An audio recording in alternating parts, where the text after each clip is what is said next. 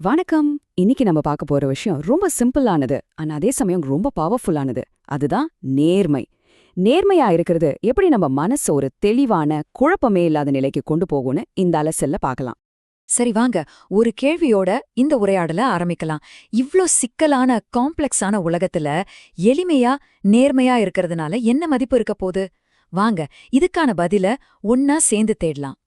இப்போ நேர்மைன்னு சொன்ன உடனே நம்ம மனசுக்கு வர்ற முதல் உருவம் எது? யோசிச்சு பாருங்களேன். ஒரு குழந்தை தானே.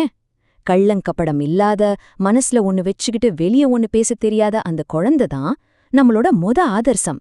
இங்க ஒரு முக்கியமான விஷயம். இதுக்கு அர்த்தம் நாம குழந்தைத்தனமா நடந்துக்கணும்னு இல்ல, கண்டிப்பா இல்ல. ஆனா ஒரு குழந்தையோட இயல்பான எந்தவித கலப்படமும் இல்லாத அந்த தூய்மையை நாம திரும்பவும் அடையணும். அதுதான் இங்க பாயிண்ட். பாருங்க, நம்ம எல்லாருடைய வாழ்க்கையுமே ஒரு தேர்வ மையமா வச்சுதான் நகருது. ரெண்டு பாதைகள் தான் நம்ம முன்னாடி இருக்கு. ஒன்னு நேர்மையான பாதை, இன்னொன்னு நேர்மையற்ற பாதை. நம்ம மனச எந்த பாதையை தேர்ந்தெடுக்குதுங்கிறது ரொம்ப முக்கியமான ஒரு முடிவு. இந்த ரெண்டு பாதைகளுக்கும் உள்ள வித்தியாசத்தை இங்கே பாருங்க. ஒரு பக்கம் வஞ்சகம், சூழ்ச்சின்னு இருக்கு, இன்னொரு பக்கம் கபடமே இல்லாத வெளிப்படையான தன்மை. ஆனா இதுல ரொம்ப ஆழமான ரெண்டு வார்த்தைகளுக்கு கவனிச்சிங்களா? ஒரு பாதை நம்ம மனச மாசுபடுத்துகிறது, இன்னொரு பாதை அதை சுத்திகரிக்கிறது. இதுதான் அடிப்படை வித்தியாசம்.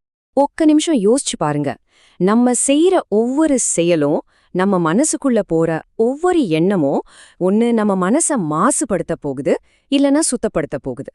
இந்த தெளிவு மட்டும் நமக்கு வந்துட்டா போதும். சரி, இதெல்லாம் ஓகே. ஆனா எதுக்கு இந்த நேர்மையான பாதையில போகணும்? இதனால என்ன கிடைக்க போகுது? நமக்கான பரிசு என்ன? வாங்க பார்க்கலாம். நேர்மையா இருக்கிறதுக்கு கிடைக்கிற ஒரு உன்னதமான வெகுமதி இதுதான். என்ன ஒரு ஆழமான வார்த்தை பாருங்க. நம்ம எத்தனையோ பரிசுகளை தேடி ஓடுறோம். ஆனா நமக்கு நாமே கொடுத்துக்கக்கூடிய விலை மதிப்பிக்க முடியாத பரிசு ஒரு சுத்தமான, தெளிவான மனசுதான். இதை விட ஒரு பெரிய பரிசு இருக்கவே முடியாது இல்லையா? அப்போ இந்த சுத்தமான மனம்னா என்னது? அது தானா வந்துடுமா?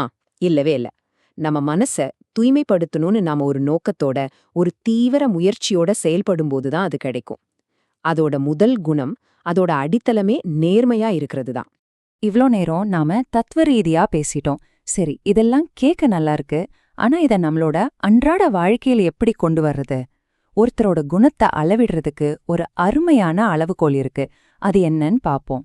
ராமகிருஷ்ணர் சொன்ன இந்த ஒரு வரி நேர்மையா வாழ்றதுக்கான ஒரு பிராக்டிக்கல் ஃபார்முலா மாதிரி. நம்ம பேச்சும் செயலும் ஒன்னா இருக்கணும். சொல்றது ஒன்னு, செய்யறது இன்னொன்னா இருந்தா அங்க குணம் இல்ல. ரெண்டையும் ஒன்னா கொண்டு வர்றதுதான் உண்மையான சவால்.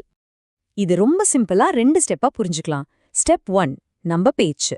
நாம பேசுற ஒவ்வொரு வார்த்தையும் நாம நமக்கு, மத்தவங்களுக்கு கொடுக்கற வாக்குறுதி. ஸ்டெப் 2, நம்ம செயல். நம்ம செய்யற ஒவ்வொரு வேலையும் அந்த வாக்குறுதிக்கு நாம கொடுக்கற சாட்சி. அவ்வளவுதாங்க.